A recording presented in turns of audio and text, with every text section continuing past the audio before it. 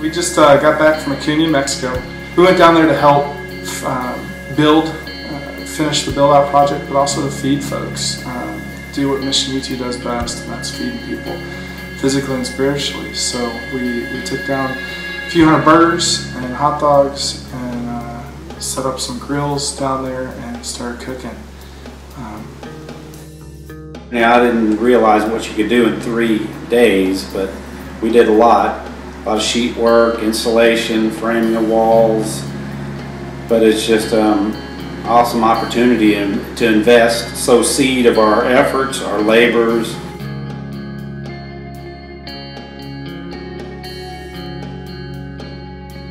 Takes your eyes off yourself and all your circumstances and material things, and the life in Mexico is so much simpler, less.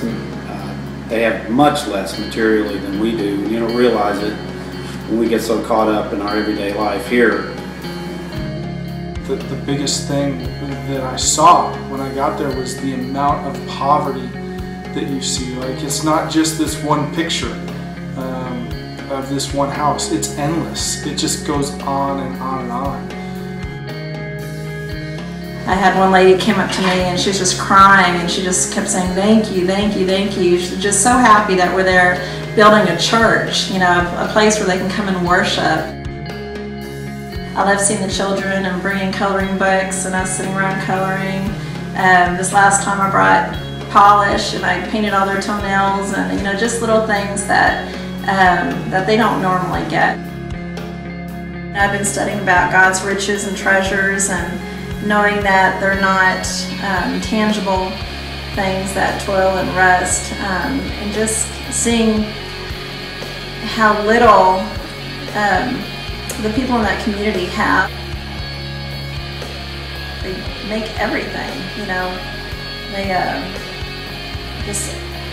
They make houses out of scraps. I mean, they use every single thing that they find on the ground, you know, to build a house. And just when we come to America, you know, we go to the first gas station and you have all these SUVs and big pickup trucks, and you just think, how spoiled are we? You know, that we have all this stuff, and we're still not happy. We want more and more and more, you know, where these people have, you know, nothing tangible, you know, but they have Christ, and that makes them happy. He's calling us to be the church. He's calling us to get involved. Our job as Christians, our job as the church as a whole, is to care for the people around us. It doesn't matter if those people are right here on our block or halfway around the world. We don't place enough of our trust in God. We place too much of our trust in what we've got or what we want or what we think we need. And in reality, we've got more than anybody could ever possibly ask for.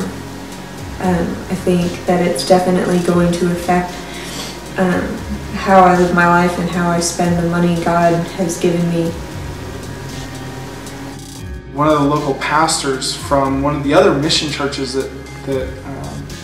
that's there, and as I sat down with them, we began talking about the needs, and he started sharing some things on his heart about the gospel and just sharing Jesus with folks and getting people on fire for the Lord to go out and serve others and to make disciples, which is what we're called to do. And as I listened to him talk about how excited he was to be sharing the gospel and to share what God's put on his heart, he began to share with me how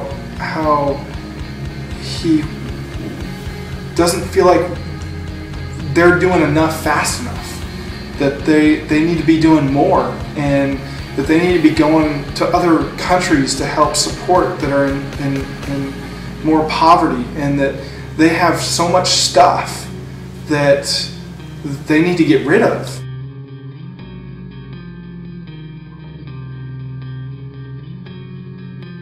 And so I had to stop him and be like, wait a second, are you referring to Acuña? Like, this poverty-stricken area that we came to serve at?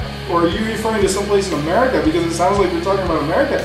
He's like, no, I'm talking about right here. The people that go to my church. And what do we need this stuff for when we've got people dying and going to hell? We need Jesus, and we need to be sharing that with others. I want to do more.